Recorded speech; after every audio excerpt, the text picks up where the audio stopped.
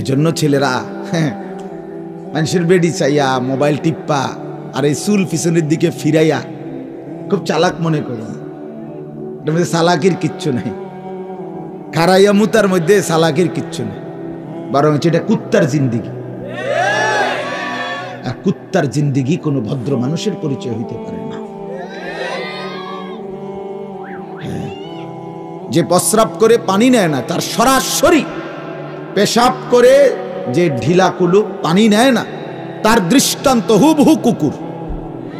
এটা কুত্তার স্বভাব, এটা জানোয়ারের স্বভাব। মানুষের কাতারে সে শোভা পায় না।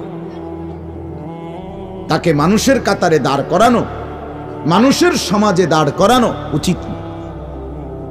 তাকে জন্তু জানোয়ারদের সাথেই মেশানো উচিত, থাকানো। এটাই বাস্তবতা। সুস্থ স্বাভাবিক মানুষ, এটার প্রমাণ কি আপনারা যে কেউ বুঝবেন। 6 মাসের কোলের বাচ্চাও পেশাব করিলে সে চিৎকার শুরু করে তার হাফ প্যান্ট বদলাবার জন্য। 1 বছরের বাচ্চা কোলের, সেও পেশাব করে চিল্লায় তার হাফ প্যান্ট বদলাইবার জন্য। এটাই স্বাভাবিকতা। এটা তার, তাহলে বোঝা গেল মানুষের সৃষ্টিগত স্বভাবজাত চাহিদা যে সে নাফাকি পছন্দ করে না, সে পেশাব কি করে না, পছন্দ করে। এটা নিয়ে সে 1 মিনিটও থাকতে চায় না এই হাফ প্যান্টটা নিয়ে। কিন্তু এটা কি অপদার্থ! 18 বছরের এত বড় দামরা একটা বার পেশাব করে পানি নেয় না, এই সমস্ত পেশাবের ফোঁটা তার এই প্যান্টের মধ্যে জমা, এই দুর্গন্ধ নিয়ে এই অপদার্থে ভাত খায়, এটা নিয়ে সে নাস্তা খায়, চা খায়, এটা নিয়ে সে বিভিন্ন রকমের জিনিসপত্র খায়। এই এখান থেকে এখানে নাক, প্যান্ট এখানে, নাক এখানে, এই কদ্দুর জায়গাতে এত কাছে থাকার পরেও যার নাকে মুতের গন্ধ লাগে না, তুমি ডাক্তার দেখানো উচিত। তুমি একজন ভালো মানসিক ডাক্তার দেখাও, পাগলের ডাক্তার। জি ডাক্তার সাহেব, আমার এই অবস্থা হলো কেন? আমার নাকে কেন মুতের গন্ধ লাগে না? আমার সমস্যাটা কি? আমার সমস্যাটা কোথায়?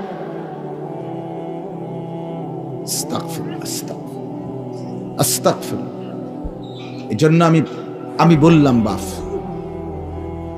আল্লাহর নাফরমানি করে, আল্লাহর অবাধ্যতা করে কোনোভাবেই নিজেকে চালাক মনে করেন, চালাক মনে করেন। কোরআনুল কারীমের মধ্যে বারবার এই কথাটা আছে। প্রতিটা নাফরমান মূর্খ, জাহেল।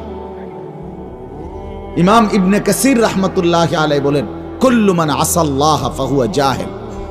যে আল্লাহর নাফরমানি করে, আমি কিংবা তুমি, আপনি কিংবা সে, সেই জাহেল, সেই মূর্খ, সেই অজ্ঞ, সেই অজ্ঞ। কোরআনুল কারীমের মধ্যে আছে, ইউসুফ আলাইহিস সালামের 10 ভাই যখন ছোটবেলায় ওনাকে কূপে ফেলে দিয়েছিলেন, পরবর্তী জীবনে যখন ওনার সাথে পরিচয় হয়েছিল, মিশরের খাদ্য কিনতে আসছিল অভাব এবং দুর্ভিক্ষের সময়, যখন ইউসুফ আলাইহিস সালাম ওনার 10 ভাইয়ের কাছে ওনার পরিচয় দিছিলেন, তখন এই পরিচয় দিতে গিয়ে কথাটা উনি এভাবে জিগাইছিলেন 10 ভাইকে, হাল আলিমতুম মা ফাআলতুম বিইউসুফা ওয়া আখিহি ইয আনতুম জাহিলুন। এইখানে আছে ইউসুফ আলাইহিস সালাম ওনার 10 ভাইকে বললেন, ভাইয়া এই যা তোমরা, মনে পড়ে তোমাদের যখন তোমরা জাহেল ছিলে, মূর্খ ছিলে, তখন তোমরা তোমাদের 10 ভাই মিলে তোমাদের ভাই ইউসুফ আর তার ছোট ভাই বিনিয়ামিন, এই 2 ভাইয়ের সাথে কি আচরণ করেছিলে যখন তোমরা মূর্খ ছিলে, মনে পড়ে? ক্বালু আইন্নাকা লাআনতা ইউসুফ। এ তখন 10 ভাই ভাবাচাকা খাইয়া গেছে, খাইয়েই বলতেছে, তাহলে কি তুমি আমাদের সেই ভাই ইউসুফ? ইউসুফ আলাইহিস সালাম বললেন, ক্বালা আনা ইউসুফ ওয়া হাদা আখি। হ্যাঁ আমি ইউসুফ, আর এটাই আমার সেই ভাই, গত সফরে যারে আটকায় রাখছিলাম, এটাই আমার ছোট ভাই বিনিয়ামিন। কাদ মান্নাল্লাহু আলাইনা। ইউসুফ আলাইহিস সালাম 10 ভাইকে বললেন যে, ভাই শোনো, আল্লাহ আমাদের উপরে বারবার দয়া করেছেন। দয়াই করেছে। তো এখানে আছে কি বাপ, যে যখন তোমরা মূর্খ ছিলে, তার মানে যখন তোমরা আল্লাহর নাফরমানি করেছ, এক অবুঝ বাচ্চাকে তার বাবার থেকে চিরতরে বিচ্ছিন্ন করার জন্য এক অবুঝ সন্তানকে যখন কূপে ফেলে দিয়েছিলে, এটা তোমাদের গুনাহ ছিল, অপরাধ ছিল। আর এই অপরাধটাই, এই গুনাহটাই তোমাদের মূর্খতা, এটাই মূর্খ। এজন্য প্রত্যেকটা পাপ, প্রত্যেকটা গুনাহ, কসম খোদার, এটা অজ্ঞতা, মূর্খ। এজন্য যার গুনার পরিমাণ বেশি, তার অজ্ঞতার পরিমাণও বেশি, তার নাফরমানির পরিমাণও বেশি। কোরআনুল কারীমে ওই ইউসুফ নবীর ঘটনাতেই আছে। ইউসুফ আলাইহিস সালাম আল্লাহর কাছে দোয়া করছিলেন যে আল্লাহ, রব্বিস সিজনু আহাব্বু ইলাইয়া, মিশরের নারীরা আমাকে যেই মন্দ কাজের জন্য, জিনা ব্যভিচারের জন্য আমন্ত্রণ জানাচ্ছে, এই নাফরমানির মধ্যে লিপ্ত হওয়ার চাইতে জেলখানায় বন্দী থাকা আমার কাছে অনেক প্রিয়। তখন তিনি এরপরে বলছে, ওয়া ইল্লা তাসরিফা আন্নি কাইদাহুন্না, হে আল্লাহ, নারীদের সেই চক্রান্তের ফাঁদ আপনি যদি আমাকে রক্ষা না করেন, আসবু ইলাইহিন্না, আমি তাদের দিকে ঝুঁকে যাব। আপনি যদি আমারে দয়া না করেন, ওয়া আকুম মিনাল জাহিলিন, এই শব্দটা আবারও বলছি, আমি তখন মূর্খদের অন্তর্ভুক্ত হয়ে যাব, মূর্খদের, জাহেলদের। এখানেও তিনি বলছে, অর্থাৎ আমি তখন ব্যভিচারীদের অন্তর্ভুক্ত হয়ে যাব। তো এই ব্যভিচার এটা পাপ, এটা গুনাহ কিনা বলেন না কেন? তো এইটাকেই উনি বলছে আমি মূর্খদের অন্তর্ভুক্ত হয়ে যাব, মানে গুনাহ মূর্খতা, নাফরমানি মূর্খতা। এজন্য বাপরা যারা আছেন, হ্যাঁ, আপনাদের ছেলেরা যারা নামাজ পড়ে না, আপনাদের ছেলেরা যারা মেয়ের পিছনে পিছনে হাঁটে, আপনাদের ছেলেরা যারা সারা দিন সারা রাত মোবাইলে নাচ গান আর উলঙ্গ ছবি দেখে, আপনাদের এই অপদার্থ মূর্খ সন্তান কিছুই পড়ছে না, কোনো কিছুই শিখে নাই, শিক্ষা বলতে কিছু অর্জন করে নাই।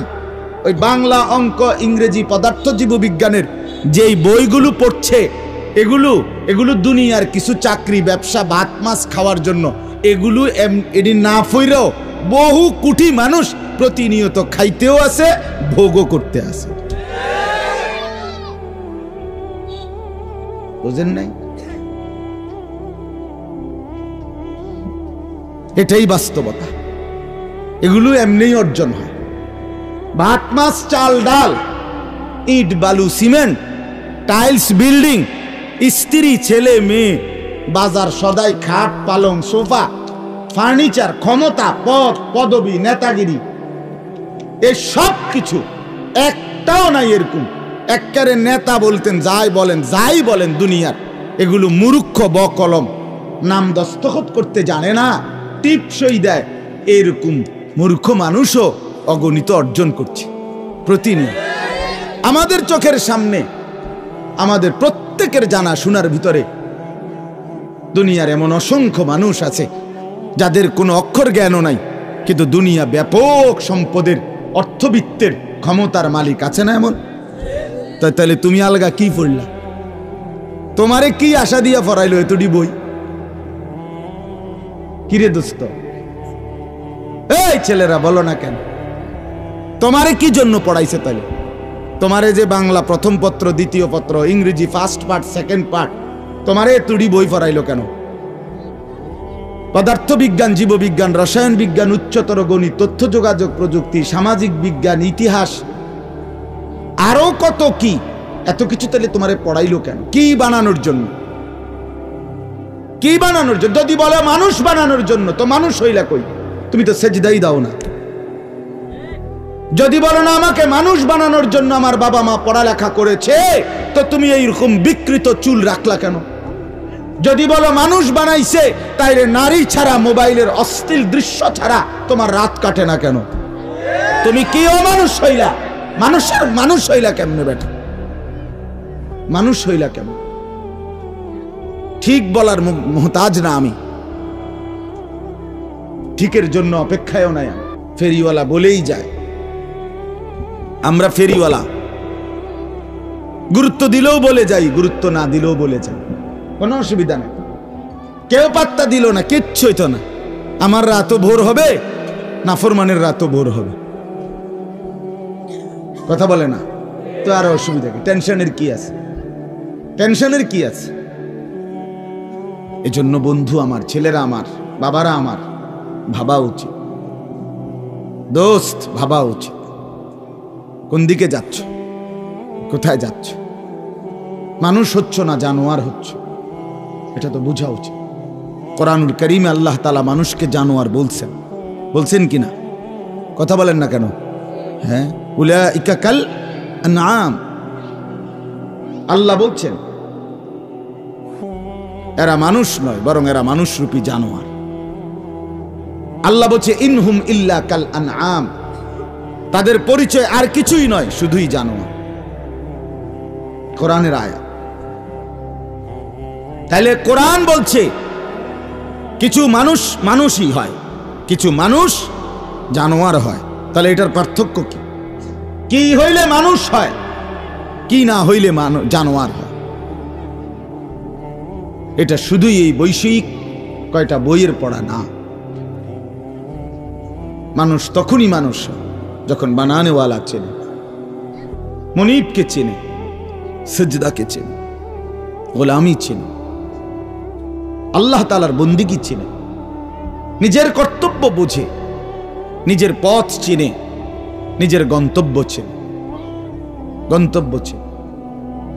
দুনিয়া উপার্জনের শেষ মাথা কোথায় কেউ জানে না।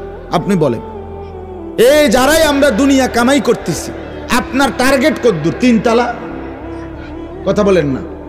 আপনার টার্গেট কদ্দূর? 6 তালা? আপনার টার্গেট কদ্দূর? 10 লাখ টাকা? আপনার টার্গেট কদ্দূর? 2 কোটি টাকা? না না, এমন কারো। কিন্তু মুমিনের টার্গেট আছে আল্লাহর সন্তুষ্টি অর্জন, জান্নাত অর্জন, জাহান্নাম থেকে বাঁচা। গন্তব্যের মাথা আছে, মঞ্জিল আছে, জানা আছে। ইমানদার জানে কই পর্যন্ত যাইতে হবে, দুনিয়াদার জানে না কই পর্যন্ত গিয়ে থামবে। সে থামবে সেদিন খোদার কসম।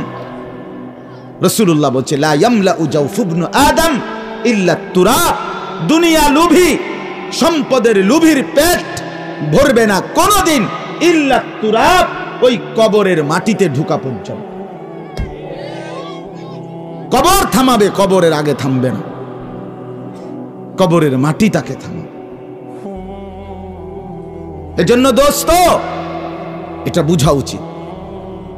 ছেলেরা বাপ, একজন হলে একজনই বোঝো, 2 জন হইলে 2 জনই বোঝো।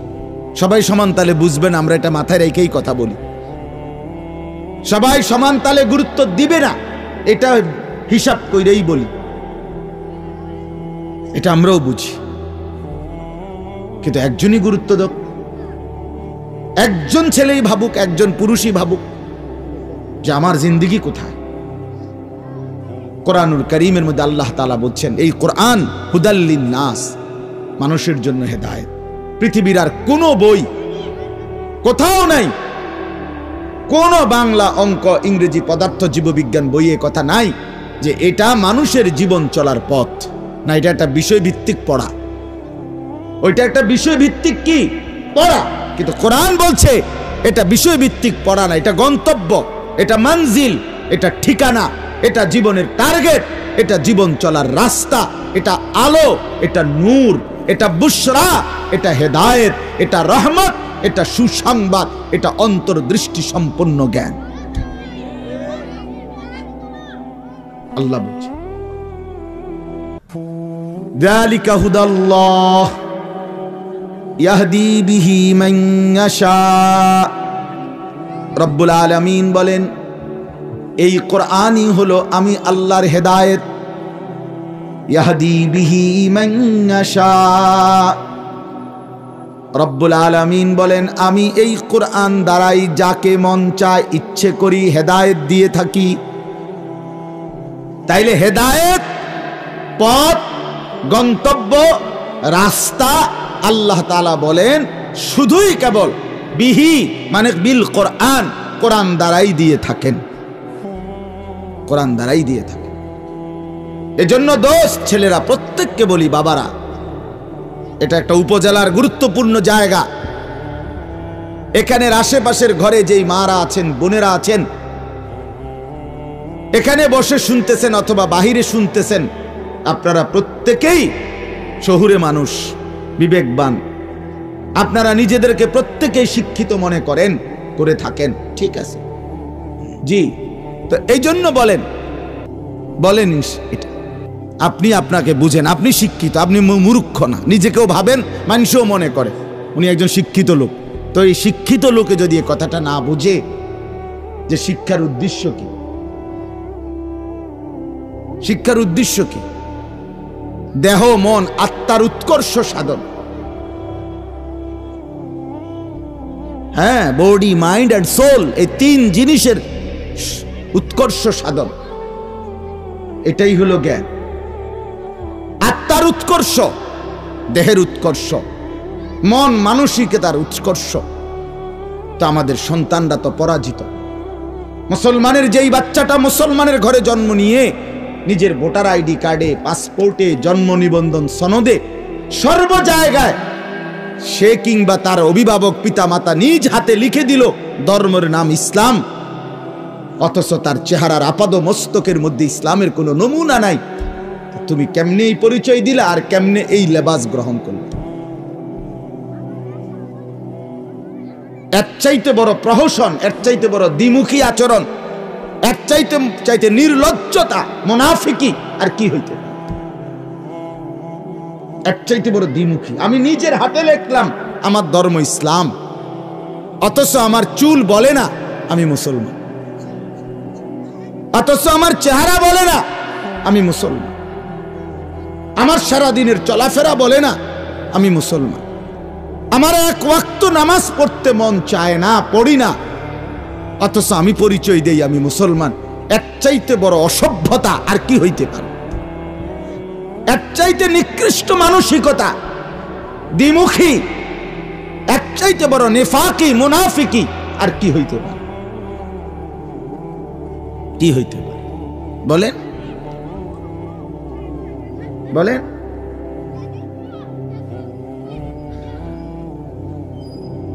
এই জন্য ভাবতে শিখেন নিজের ভালোর জন্য। ওই ছেলে, এখানে দাঁড়ায় মোবাইল টিপো না ভাই, এটা কোনো সুন্দর কথা হলো না, বসেন আপনি। একজনও মোবাইল টিপবেন না, আমি আগেই বলছি। বাহিরে হোক কোনো অসুবিধা নাই, নজরের বাইরে কোনো আপত্তি নেই। যাকে আমি চোখে দেখি না তারে নিয়ে কোনো টেনশনও নাই, ঠিক কি না বলেন না? কিন্তু চোখের সামনে গাফেল, এটা উচিত না, উচিত না। সোজা কথা, অনুভূতি জাগা দরকার দোস্ত, বিবেক জাগা দরকার। বলেন, সারা দিনে মোবাইল টিপে জিন্দেগির কি অর্জন হচ্ছে? জীবনটা আমাদেরকে কি পরিমাণ হায়াতের সময় আমাদের নিচ্ছে। আহা যুবক, যদি বুঝতেই হবে বাপ, অচিরেই বুঝবেন, অচিরেই বুঝবেন। এই প্রযুক্তি আগে ছিল না, আগামী দিনে থাকবে না। ফেসবুক থাকবে না, ইউটিউব থাকবে না, যেহেতু আগে ছিল না, সামনেও থাকবে না। কত প্রযুক্তি তো নাই। ফিতাওয়ালা সেই ক্যাসেট এখন নাই। তখন কি ফিতাওয়ালা ক্যাসেটওয়ালারা ভবিষ্যৎবাণী করছিল যে এটা আর থাকবে না? পাতলা পাতলা যে সিডি, এগুলো তো এখন নাই। তখন কি ওই সিডিওয়ালারা ভবিষ্যৎবাণী করছিল যে এগুলো থাকবে না? এটাও থাকবে। ওয়াখলুকুকুম মা লা তা'লামুন, কুরআনুল কারীমে আছে। আল্লাহ তাআলা বলেন, ওয়াল খাইলা ওয়াল বিগালা ওয়াল হামিরা লিতারকাবুহা ওয়া জিনা। আমি আল্লাহ তাআলা গাধা, ঘোড়া, খচ্চর তোমাদের যানবাহনের জন্য দিয়েছি। মজার কথা হলো, এরপরে আল্লাহ বলছে, এরপরে আমি অচিরেই সামনে আরো অনেক কিছু বানাবো, সৃষ্টি করতে থাকবো যা তোমরা জানো না। মুফাসসিরিনে কেরাম বলে, এই কথাটাই প্রমাণ করে কোরআনের যে পৃথিবীর কোনো আধুনিকতাই এখানে শেষ হবে না, এর চাইতে আবার আগে বাড়বে, আরো সামনে যাবে। বুঝেন না কথাটা? আধুনিকতা এখানে শেষ, এটা না, এখানে শেষ, বরঞ্চ ইসরাফিলের ফু পর্যন্ত উৎকর্ষ আধুনিকতা বাড়বে, আরো আসবে, আরো আসবে, আরো আসবে। আর কি হইতে পারে আপনি দেখবেন। আমার তো মনে আছে প্রথম যেদিন আমারে প্রথম 2-4 বার শুনাইছিল যে মোবাইলের মধ্যে ছবি দেখা যায় বিদেশ থেকে কথা কইলে, যিনি কথা কইতেছে, আমি হাসি দিয়ে উড়ে দূর বেটা বেউকুফ বেটা, কি কস না কস। কিন্তু পরে দেখলাম এটা একটা ডাইল বাত। এখন তো এটা কোলের বাচ্চাও বোঝে তার আব্বুর ছবি দেখা যাইতেছে বিদেশ থেকে, ঠিক কি না বলেন? এটা কি কেউ ভাবছিল তখন? আল্লাহ তাআলা বলেন আমি তোমাদের জন্য সৃষ্টি করব, ও চিরেই করতে থাকব। মোজারের সিগা, যেটা ইস্তেমরার বুঝায়, ধারাবাহিকতা বুঝায়। মা লা তা'লামুন, যা তোমরা জানো না আমি তৈরি করব। ওয়াল্লাহু ইয়ালামু আনতুম লা তা'লামুন, আল্লাহ বলে আমি জানি তোমরা জানো না। তোমরা জানো মানুষের কোনো আবিষ্কার, এটা মানুষের সত্তাগত আবিষ্কার নয়, বরং আল্লাহর ফয়সালা। এই জন্য আল্লাহ তাআলা যাকে দিয়ে যা করাবেন দুনিয়ায় তা আল্লাহই করাচ্ছেন। কসম খোদার, এটাই সত্য। এই বন্ধু বিশ্বাস করো, এটাই সত্য। এজন্য যে ট্রাক বানাইতে পারছে সে মোবাইল বানাইতে পারবে না। বলে তুমি এত বড় ট্রাকের মতো একটা এত বড় যন্ত্র মেশিন বানাইছো, একটা গাড়ি বানাইতে পারলে তো এই ছোট্ট মোবাইলটা তুমি বানাইতে পারতা না? সে পারবে না। আল্লাহ তাআলার কুদরত এটা। কোরআনে আল্লাহ বলছেন নাহনু কাসামনা বাইনাহুম মাঈশাতাহুম ফিল হায়াতিদ দুনিয়া। আল্লাহ বলে এই দুনিয়ায় আমি রব্বুল আলামিন আমার বান্দাদের মধ্যে কর্ম আমি আল্লাহ নিজে বন্টন করে থাকি। এটা কোরআনের আয়াত। আল্লাহ বলছে আমি বন্টন করি, আমি বন্টন করি, নাইলে কেউর পক্ষে সম্ভব না। আল্লাহ এই প্রখর রৌদ্রের মধ্যে কেউ কাজ করে, প্রচন্ড আগুনের মধ্যে কেউ কাজ করে। সিমেন্ট ফ্যাক্টরিতে গিয়ে দেখেন, রড ফ্যাক্টরিতে গিয়ে দেখেন। আমি একবার চুন ফ্যাক্টরিতে গেছি, চুন বানায় যে, ওইখানে দেখছি ছাতক সিলেট, এই যে মানুষে পানের লগে চুন খায় যে, এডি আল্লাহু আকবার, আমার কাছে মনে হচ্ছে এটা জাহান্নামের টুকরা। আগুন কাকে বলে? এত তীব্র প্রখর আগুন। ওইখানে মনে করেন ওই বিল্ডিংটা আমার এখান থেকেই মানে গরমের হাট লাগতেছে, আমি পারতেছি না আগাইতে। অথচ ওইখানে দাঁড়াইয়া দেখছি কর্মচারীরা বড় বড় লোহার আংটার মতো এগুলা দিয়ে দিয়া পাথর এগুলো লাড়তেছে, আরামসে হেতে কথাও কয়, তিড়েও লাড়ে। মানে অথচ আগুনটা কি আগুন, জাহান্নামের আগুনের মতো। কিন্তু তার ধৈর্য কুলাইলো কেমনে? আল্লাহ বলেন এটা আমি বন্টন করি, আমি এই দুনিয়ার কর্ম বন্টন করি। ফলে এই দুনিয়ার এই স্বাভাবিকতা ভারসাম্য টিকে আছে। ওয়াজআলুকুম খুলাফা আল আরদ। বন্ধু আল্লাহ বলছেন আমি আল্লাহ আমার জমিনের মধ্যে তোমাদেরকে আমার প্রতিনিধি হিসাবে বসবাসের ব্যবস্থা করছি, এটা আমি করছি।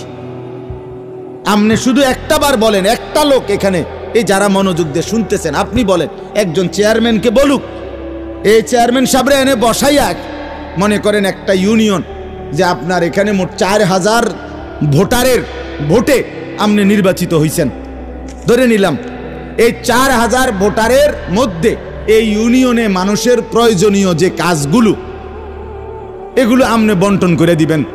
আপনি যেহেতু জনপ্রতিনিধি, আপনি ভাগ করে দিবেন। রিক্সা চালাইব কয়জন, অটো চালাবে কয়জন, জুতা সেলাই করব কয়জন, চুল কাটবে কয়জন, তরি তরকারি করবে কয়জন, টয়লেট বাথরুম সাফ করবে কেডা কেডা, এটি আপনি লিখে দিবেন। চেয়ারম্যানের বাপ না, চেয়ারম্যানের 14 গোষ্ঠী পারবে এটা মিলাইতে? কথা বলেন না, পারবে এগুলো বন্টন করে দিতে?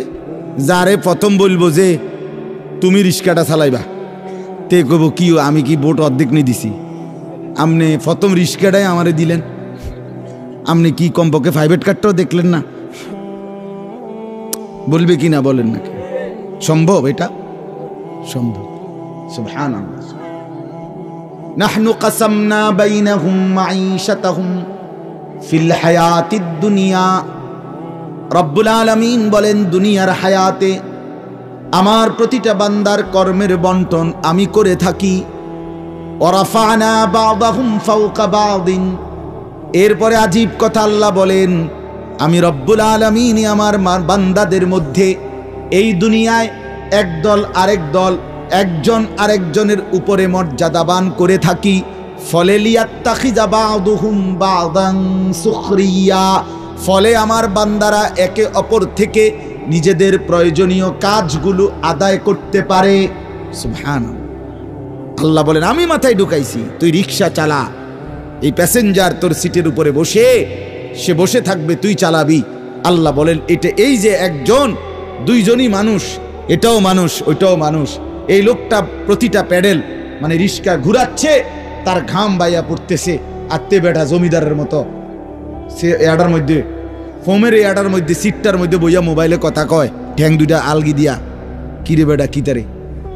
তা সে যদি বলতো বেটা প্রয়োজনে ভিক্ষা করে খামু বেটা, তো তোরে এভাবে টাইনতে হবে নাম বেটা, দুজন একটা যাবো বেটা। কথার কথা কে তারে বুঝাবে? কিন্তু আল্লাহ তাআলা বলেন আমি আমার এই বান্দাদের মধ্যে বুঝাইছি, একজন ড্রাইভার, একজন প্যাসেঞ্জার, একজন বিক্রেতা, একজন ক্রেতা, একজন সারাটা দিন মেহনত। আহা বন্ধু, আমি তো অনেকবার, আমি ঢাকা যখন পড়ালেখা করছি কত সময় তাকায় দেখছি এই যে গার্মেন্টস মিল ফ্যাক্টরির শ্রমিকরা, ছেলে মেয়েগুলো কি পরিমাণ মানবেতর জিন্দেগি। তারা এই 8 ঘন্টা 10 ঘন্টা ওভার টাইম করে ডিউটি শেষ করে ছোট্ট ছোট্ট খুপড়ির মতো কোন রকম জিন্দেগির জীবনটা তারা কষ্ট করে চালায়। অল্প কয়টা টাকা বেতন পায়, বেতনটার জন্য কত সময় কত আন্দোলন করতে হয় তাদেরকে। এই সামান্য কয়টা টাকা দিয়ে তারা জীবনটা নির্বাহ করে বছরের পর বছর, অথচ তাদের সেই কষ্টের মেহনতের পরিশ্রমের পণ্যটা বিক্রি করে মালিক ও পক্ষ কোটি কোটি টাকার রাজপ্রাসাদে আলিশান বিত্ত বৈভবের মধ্যে উল্লাস করছে। আল্লাহ বলেন বান্দা এই যে ব্যবধান, এটা আমি করছি, এটা আমার ফয়সালা, আমার ইচ্ছা। আমি যাকে মন চাই ধনী বানাই, আমি যাকে মন চাই গরিব বানাই, আমি যাকে মন চাই সম্পদের প্রাচুর্য বাড়িয়ে দেই, আমি যাকে মন চাই সম্পদ কমিয়ে দেই। আমার বান্দা এটা তোমার দুনিয়াবি কোনো শিক্ষা, দুনিয়াবি কোনো যোগ্যতা, শারীরিক কোনো দক্ষতা, তোমার মেধার কোনো বিচক্ষণতা নয়, কসম আল্লাহর নয়।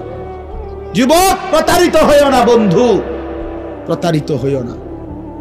তোমার মতো সুখী সচ্ছল ছিল, বাবার সম্পদ ছিল, চাকরি ছিল, বাবা বিদেশ ছিল, এরকম হাজারো সন্তান আজকে উদ্বাস্তু শরণার্থী শিবিরে শরণার্থীর মতো মানবেতর জীবন। ফিলিস্তিনে, রোহিঙ্গাতে, সিরিয়াতে, ইরাকে মুসলমানের লক্ষ কোটি সন্তান রোহিঙ্গা আরে শরণার্থী উদ্বাস্তু হিসাবে মানবেতর জীবন যাপন করছে। এদেরও ফ্যামিলি ছিল, এদেরও মা ছিল, এদেরও বাবা ছিল, এদেরও ব্যাংক ব্যালেন্স ছিল, এদেরও হাস্যোজ্জ্বল চেহারা ছিল। বরং আমাদের চাইতে আরবের মানুষের চেহারা লক্ষ কোটি গুণ বেশি সুন্দর। বন্ধু আমার কি রঙে, আমার কথা শেষ, আমি বেশি আর বাড়াবো না। কি পাইয়া আজকে আমাদের সন্তানদের হালাত আমি বুঝি না।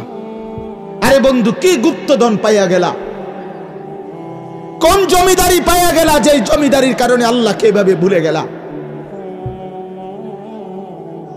কারণটা কি? মুসলমানের বাবারা এভাবে ভুলে গেলেন কেন? মুসলমানের মারা এভাবে বেপর্দায় নামে গেলেন কেন? মুসলমানের বোনেরা এইভাবে অসভ্যতায় নেমে গেল কেন? হায়া কোথায়, লজ্জা কোথায়, শরম কোথায়? আল্লাহকে এইভাবে ভুলে গেলেন কেন? যে ঘরে বাপ মা জীবিত, অথচ ক্ষুধার 365 দিনে একটা বছরে, একটা 16 বছরের 18 বছরের ছেলে মেয়ে, আহা আপন মা বাপ জীবিত থাকতে কোনদিন একটা বছরে ফজরের নামাজ পড়লো না। এত বড় জানোয়ার মুসলমানের ঘরে ঘুমায় কেন বলে? এত বড় অসভ্য এক মুসলমান বাবা মা এই সময় এত বড় নাফরমান নিয়ে এই ঘরে জীবন চলছে কেন? কারণটা কি? আল্লাহকে এভাবে ছেড়ে দিলেন কেন? আখিরাত এভাবে ভুলে গেলেন কেন? কি ব্যাপারটা কি? হ্যাঁ, এই পৃথিবীর চারদিকে চতুর্দিকে যদি মুসলমান মজলুম হয়, নির্যাতিত হয়, তা আমরা কি মাটির মধ্যে না, নাকি আমরা চাঁদের দেশে? আমরা মাটিতে থাকি না উপরে থাকি? তো এই জন্য যুবক ভাই, নষ্ট হইও না বাপ, নষ্ট হইও না। এই বন্ধুর কথা মনে রাখো, আমরা মূর্খ না। আলহামদুলিল্লাহ, পড়ালেখা আমরাও করছি, জেনারেল লাইনেও পড়ালেখা করছি, মাদ্রাসার লাইনেও পড়ালেখা করছি। শতভাগ আস্থা নিয়েই বলতেছি, বুঝ নিয়েই বলতেছি। আমি কুমিল্লা ভিক্টোরিয়া কলেজ থেকে মাস্টার্স পাস করছি, আলহামদুলিল্লাহ। সরকারি আলিয়া মাদ্রাসা থেকে টাইটেল কামিল পাস করছি, কওমি মাদ্রাসা থেকে দাওরায়ে হাদিস পাস করছি। আজ বুঝেই কইতেছি, বুঝেই বলতেছি। ইংরেজিও পুরা পড়ছি, আরবিও পুরা পড়ছি। এই জন্য বিজ্ঞান সায়েন্স বিভাগ থেকে দাখিল পাস করছি, এসএসসি। আমি বন্ধু বুঝাইতে চাচ্ছি এই কথাটা অহংকারের জন্য বা ফুটাঙ্গির জন্য না, এই বাস্তবতাটা বুঝানো। এই দুনিয়ার এই সবটা মিলাইয়া আজকে যে কয়জন অভিভাবক আছেন অথবা যে কয়জন যুবক ভাই আছেন, দোস্ত, আমরা আল্লাহর সাথে বেশি বাড়াবাড়ি করছি। আমরা আল্লাহর সাথে বেশি তুচ্ছ অবজ্ঞা করছি। আমরা জানি না আমাদের শেষ পরিণতি কি। ওমা কাদারুল্লাহ হাক্কা কদরি, আল্লাহ বলছে, বান্দা তোমরা আমাকে যথোপযুক্ত কদর করলা না। আসসামাওয়াতু মাতওয়িয়াতুম বিয়ামিনি, আল্লাহ বলে, জানো বান্দা, আমি সেই আল্লাহ যে চাইলে এক সেকেন্ডে এই 7 আসমান একটা পলকের মধ্যে, মিনিটের ভিতরে গুটাইয়া আমি আমার কুদরতি হাতে নিয়ে আসতে পারি। তুমি কোন নেতার উপরে ভরসা করে অহংকারী করছো? কিসের উপর? তোমার এই বিল্ডিং না, তোমার এই টাইলস, তোমার এই 5 তলার ফাইলিং, তোমার এই ইঞ্জিনিয়ারের নিশ্চয়তা, আপনার এই সয়েল টেস্ট রিপোর্ট, এটার উপরে ভরসা করে আপনি অহংকার করছেন না? স্বামী বিদেশ, এ কারণে মা বোন বাজারে ঘুরছেন না? বাস্তবাদের ছেলেরা, তোমাদের বাবা কিছু টাকা রোজগার করছে, এই কারণে জিন্দিগি এভাবে ফেলে দিলা। এক ওয়াক্ত নামাজ পড়তে মন চায় না, তাহলে আল্লাহ লাগবে না বন্ধু? না, মালিক লাগবে না? আল্লাহকে লাগবে না? তাই আজকে যারা এশার নামাজ পড়ো নাই, কেন পড়লা না? এই হাইওয়ান, পড়লা না কেন? এই হারামি, পড়লা না কেন? সারাদিনে এক ওয়াক্ত নামাজ পড়ো নাই যে, তোমার চাইতে নিকৃষ্ট মানুষ, নির্লজ্জ মানুষ আর কে হইতে পারে? মুসলমানের ঘরে জন্ম নিয়ে এক মুসলমান মায়ের পবিত্র দুধ এক টানা 2টা বছর খেয়ে এত নিকৃষ্ট মানুষ হয় কেমনে? এত নিকৃষ্ট মুসলমান হয় কেমনে? মিয়া, এত সভ্য মুসলমানের রক্ত এত বেদামি হবে কেন? অনুভূতি এভাবে মরে যাবে কেন? এই জন্য আমি আপনাদের সামনে কোরআনুল কারীমের যে আয়াতটা পড়ছি, সূরা আলে ইমরানের 102 নম্বর আয়াত, আল্লাহ তাআলা বলছেন, ইয়া আইয়ুহাল্লাযীনা আমানুত্তাকুল্লাহা হাক্কা তুকাতিহ, হে ঈমানদারগণ, হে মুসলমানরা, মুমিনরা, তোমরা আমার, আল্লাহ বলছে 89 বার কোরআনুল কারীমের মধ্যে আল্লাহ তাআলা, একবার দুইবার না দোস্ত, হে ঈমানদারগণ, হে আমার মুমিন বান্দা, এই কথা বলে আল্লাহ 89, 8, 9, 89 বার আল্লাহ কোরআনে ডাক দিয়েছেন। বলছে, তুমি আমার বান্দা, তুমি মুমিন, তোমারে আমি জান্নাত দেব। বান্দা তোমারে আমি জান্নাত দিতে চাই, বিশ্বাস করো তোমার জন্যই জান্নাত, কোনো বেঈমানের জন্য জান্নাত না। ঈমানবিহীন কেউ জান্নাতে যাবে না। পৃথিবীর সমস্ত ভালো কাজ যদি কোনো বেঈমান করে তবুও সে জান্নাতি হবে। গোটা পৃথিবীটাও যদি কেউ মালিক হইয়া দান করে দেয়, এত বড় মহানুভব, কিন্তু সে বেঈমান, ঈমান হারা, কালেমা হারা, সে কশ্চিন কালেও পরকালীন মুক্তি পাবে না। ঈমান এইসা সম্পদ, ঈমান এতনা দামি জিনিস, এতটা দামি সম্পদ। ঈমান বিহীন গোটা পৃথিবীর কিছুরই কোনো মূল্য নেই। তো আল্লাহ বলে সেই ঈমান আমি তোমাকে দিয়েছি বান্দা, আমি গ্রহণ করছি। ইয়া আইয়ুহাল্লাযীনা আমানু, হে ঈমানদারগণ। তার মানে তোমার এটা ফরমটা আমি নিছি, তোমার ঈমানদার হিসাবে গ্রহণ করছি, তোমারে মুসলমান বলে নিলাম আমি। এজন্যই তো ডাক দিলাম, আমার বান্দা ডাক তো তোমাকে দিলাম। হযরত হাসান বসরি রাহমাতুল্লাহি আলাইহি বিশ্ববিখ্যাত তাবেঈ ছিলেন, আলেম ছিলেন, শ্রেষ্ঠ বুজুর্গ ছিলেন হাসান বসরি রাহমাতুল্লাহ। আমরা তাফসিরে পড়ছি, উনি বলতেন যখনই কোরআনের এই আয়াত ইয়া আইয়ুহাল্লাযীনা আমানু এটা শুনবে, তো প্রত্যেকটা মুমিনের উচিত সে কান খাড়া করে সাথে সাথে নড়ে চড়ে বসা, আর হৃদয়ের মধ্যে কথা আনা, আমার মুনিব আমাকে ডাকছেন, এখন হয়তো আমাকে কিছু করতে বলবেন অথবা কিছু নিষেধ ছাড়তে বলবেন, আর আমার উচিত মুনিবের ডাকেই সাড়া দেওয়া। তো আল্লাহ তাআলা এখানে বলছেন ইয়া আইয়ুহাল্লাযীনা আমানু, হে ঈমানদারগণ, ইত্তাকুল্লাহা হাক্কা তুকাতি, তুমি পূর্ণ হক আদায় করে সামর্থ্যের সবটা দিয়ে, নিজ যোগ্যতার সবটুকু দিয়ে, নিজ সামর্থ্যের সবটা দিয়ে হক আদায় করে তুমি আল্লাহকে ভয় করো, তাকওয়া অর্জন করো। আখিরাত খামখেয়ালি করো না, আল্লাহর হুকুম মানাটাকে খামখেয়ালি করো না, নয়সই মনে করো না, জোরাতালি মনে করো না। হাক্কা তুকাতি, একেবারে হক আদায় করে আল্লাহকে ভয় করো। এই কথাটা যে আল্লাহ কোরআনে বন্ধু কতবার বলছে, বারবার বারবার বারবার।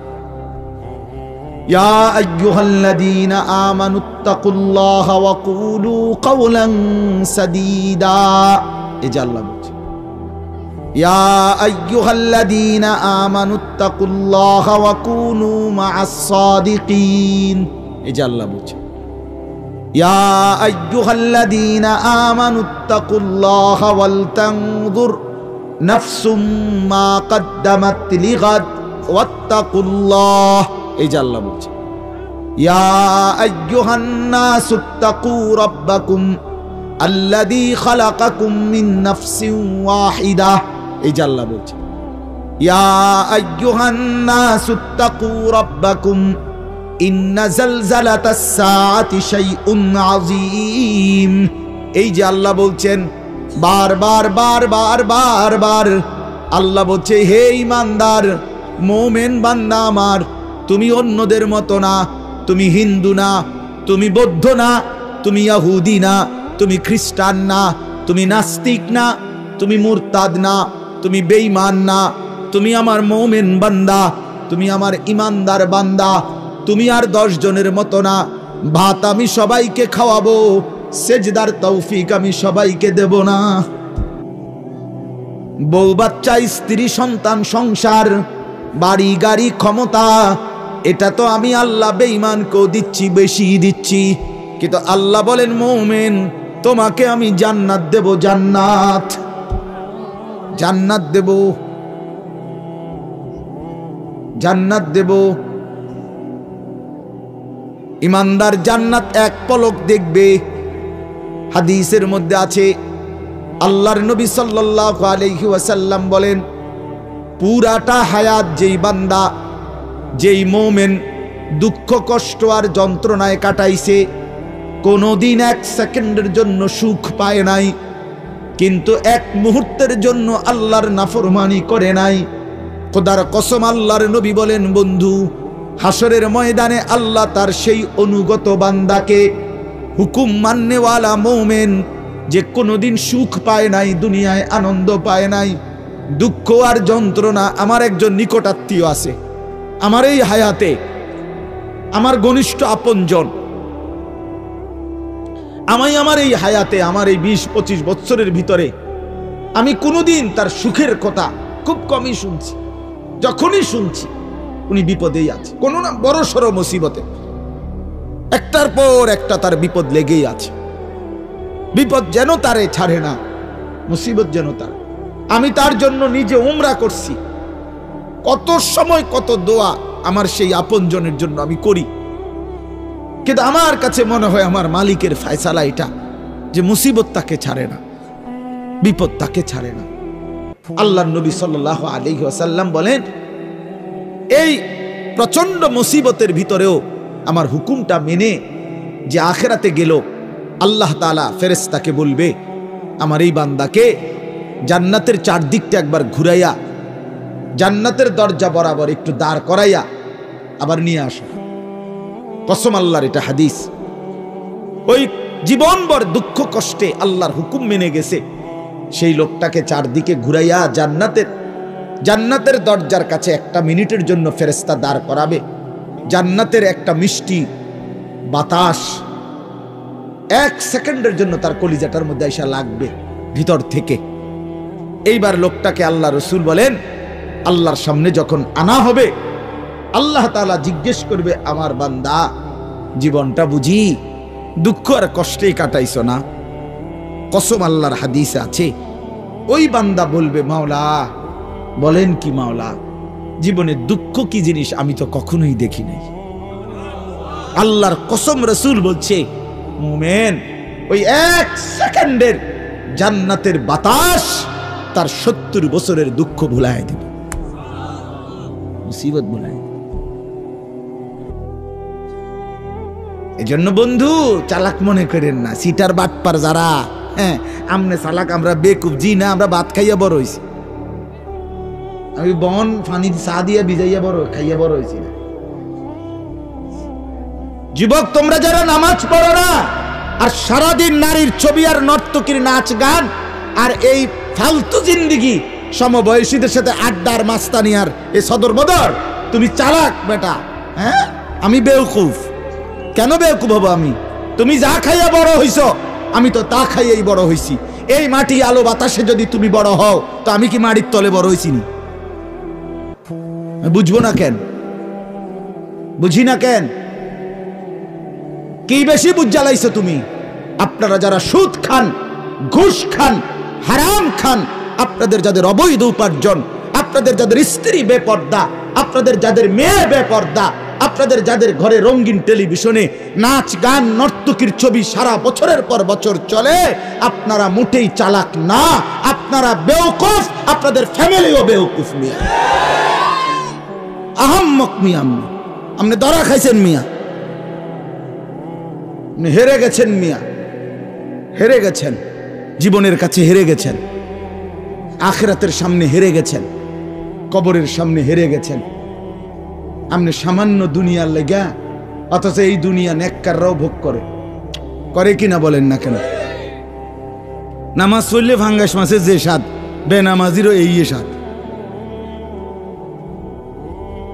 বেনামাজি যেটারে টাইলস কয়, নামাজি এটারে টাইলস কয়, এতে কোনো মাটি কয় না। তাহলে আপনি আহামরি কি দুনিয়া ভোগ করলেন বলেন? কি জন্য আখিরাত ছেড়ে দিলেন? আল্লাহ আমাদেরকে বুঝার তৌফিক দান করে। অতএব বাপ, আমার কথা একটু শক্ত শক্ত, পরে মনে মনে কইবেন যে এরকম 2-1 থাকে, হুজুরদের মধ্যে কিছু থাকে, কি করবে? কিছু শক্ত হুজুর থাকতেই পারে না, বেজাল্লা হুজুর ধরেন না। আমি এই কিছু বাকি আমি দিল জাগাইতে চাই, খোদার কসম দুশ্মনী নিয়ে বলি নাই। কি ভাই, কারোর সাথে কোনো দুশ্মনী ছিল কি? কোনো ঝগড়ার কারণে বলা হইতেছে? এটা কি মারামারি? কি জামা বইতে লাইছিল? আজ যে সুরালাম তোরে বেটা ফাইছি, বাতিজার ফুট তোরে আজকে ফাইছি, মাইকো ফাইছি সুবিধা মতো, আজকে কইয়া না। ব্যাপারটা তো এটা না দোস্ত। আমার বাপ, আমার পর্দার আড়ালের মা বোন, আপনাকে জাগাইতে চাই। মা, কেন বেপর্দার জিন্দিগি? যে নারী তারা ইজ্জতের কদর বোঝে না, যে নারী তার পর্দার কদর বোঝে না, যে নারী তার সতীত্বের সম্ভ্রমের কদর বোঝে না, খোদার কসম সে নারী না, সে কোনো মহিলা না, সে ভিন্ন কোনো পদার্থ হইতে পারে। রাসূলুল্লাহ সাল্লাল্লাহু আলাইহি ওয়াসাল্লাম আমরা এটাই পড়ছি, নবী বলছেন নারী বলে তাকে আড়ালে থাকে যে, নিজেকে পর্দায় রাখে যে, নিজেকে আড়ালে রাখে যে, তাকেই বলে নারী। এজন্য যে বেপর্দা, বেহায়া, নির্লজ্জা, বেশরম, এটা কোনো নারী না, অন্য কোনো পদার্থ, অন্য কিছু। বলে তো কিতা, তো কিতা এটা হেবুডি ডাক্তার দেখ, ডাক্তারই তো এটা রিপোর্ট দিব, পরীক্ষা নিরীক্ষা করে চাইব কিতা এটা, আমি কি লেখতাম। রাসূল বলছে নারী বলে তাকে পর্দায় থাকে। আল্লাহ আমাদেরকে বুঝার তৌফিক দান করে। অতএব এটাই কথা আমার, রমজান সামনে, আমাদের জীবনের সুযোগ নিজেকে বদলানোর, নিজেকে পরিবর্তন করার, জীবনটা গঠন করার। এজন্য আমি এই আয়াত পড়ছি। আল্লাহ বলছে বান্দা সাধ্যের সবটুকু দিয়ে সর্বোচ্চ হক আদায় করে আমাকেই ভয় করো। আর আল্লাহকে ভয় করার অর্থ দুইটা, সমস্ত গুনাহ ছেড়ে দেওয়া, আল্লাহর সমস্ত হুকুম পালন করা। আল্লাহ আমাদেরকে তৌফিক দান করে। ওয়ালা তামুতুন্না ইল্লা ওয়া আনতুম মুসলিমুন। এবং আল্লাহ তাআলা সাথে সাথে বললেন বান্দা দুনিয়া, কথাটা খেয়াল করেন, এই শেষ কথাটা আল্লাহ বলছে বান্দা, আমি আবারও বলছি বান্দা দেখো দুনিয়া কিন্তু পার হইবা, দুনিয়া অনুগত অবাধ্য, ইমানদার নাফরমান, আদেশ পালনকারী অমান্যকারী, দুনিয়া কিন্তু প্রত্যেককেই আমি ভোগ করতে দেই সুখ, স্বাচ্ছন্দ্য, আনন্দ, ফুর্তি, স্বস্তি, উল্লাস। হ্যাঁ, এই দুনিয়া উপভোগ, এটা কিন্তু আমি নাফরমানকেও দেই বান্দা, এটা আমার নিজাম, আমি দেব। কিন্তু বান্দা ওই কবর থেকে নিয়ে আখেরাত, পরকালে সেখানে যদি সুখ মিলতে হয়, স্বস্তি মিলতে হয়, স্বাচ্ছন্দ্য মিলতে হয়, তৃপ্তি মিলতে হয়, উল্লাস পেতে হয়, আল্লাহ বলছে বান্দা বিশ্বাস করো, আমি তোমার অনুরোধ করছি বান্দা, পূর্ণ মুসলমান না হয়ে, আমার অনুগত না হয়ে, আমার গোলামি না করে কবরে আইসো না, মৃত্যুবরণ কইরো না। এই সুখ ওইখানে মিলবে না, এই সুখ ওইখানে কি হবে না। এখানে আমি অনুগত অবাধ্য উভয়কেই দুনিয়া ভোগ করতে দেই, কিন্তু কবরে দেব না, আখিরাতে দেব না, হাসরের মাঠে দেব না। সেখানে শুধুই উইদ্দাত লিল মুত্তাকিন, জান্নাত বানানোই হয়েছে মুত্তাকিদের জন্য, আখিরাতের সুখ বানানোই হয়েছে আদাত্তু লিইবাদিয়াস সালিহিন, আল্লাহ বলছে আমার নেক বান্দাদের জন্য। অতএব আমার বক্তব্য এটাই, রমজানকে কদর করেন, রমজানটাকে সামনে নিয়ে প্রত্যেকটা নারী পুরুষ, ছেলেরা, নওজোয়ানরা, বাবারা গুনাহমুক্ত একটা জীবন গড়ার সিদ্ধান্ত নেন। চুরি, ডাকাতি, জিনা, বেবিচার, সুদ, ঘুষ, মদ, জুয়া, বেহায়া, বেপর্দার জিন্দিগি থামায় দেন। যুবক থেমে যাও, বাপ থামো, ভাইয়া অনুরোধ করছি, এক ভাই বললাম থেমে যাও, অসভ্যতার এই জিন্দিগি ছাড়ো, বেনামাজির এই জিন্দিগি ছাড়ো, সারাদিন নারী নিয়ে আর মোবাইল নিয়ে পড়ে থাকা এই জিন্দিগি ছাড়ো। মা বোনরা, আপনারা যারা খোদার 11টা মাস বাজারে বাজারে ঘুরছেন, মার্কেটে গেছেন, কতবার গেছেন, ও মা বোন, আল্লাহর দোহাই, এক ভাই বললাম কমপক্ষে রমজানটাকে কদর করেন, একটা মাসকে সম্মান করেন আল্লাহর দিকে চাইয়া। রমজানটাকে বাজারে মার্কেটে এই জুতা, শাড়ি, গহনা, এই ফালতু জিনিসের জন্য খোদার এত বড় রমজানকে কোরবান করে দিয়েন, নষ্ট করে দিয়েন, বরবাদ করে দিয়েন না মা বোন।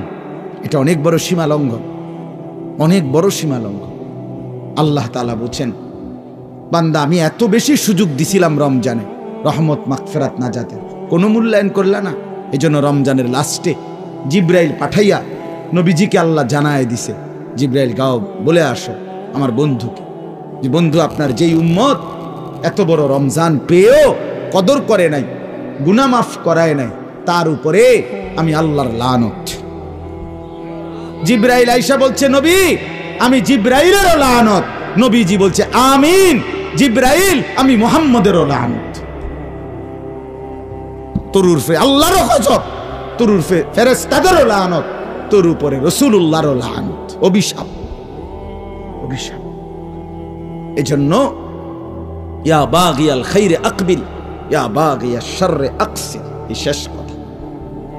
নবী সাল্লাল্লাহু আলাইহি সাল্লাম বলে, রমজানের রাতে প্রত্যেক দিন সারা দিন রমজানে ফেরেশতা ডাকে, হে নেক কাজের আগ্রহীরা এগিয়ে আসো, হে গুনাহের কাজের আগ্রহীরা এবার তো থামো, এটা থামো, এটা রমজান, এটা রমজান। যুবক, এটা রমজান। মোবাইলটা আর খুললো না, নারীর ছবি আর দেখো না, বেনামাজি জিন্দেগি আর রাইখো না। আমরা প্রত্যেকে নিয়ত করি ইনশাআল্লাহ, সবাই হিম্মত করি ইনশাআল্লাহ, বলেন ইনশাআল্লাহ। আল্লাহ তাআলা তৌফিক দান করেন।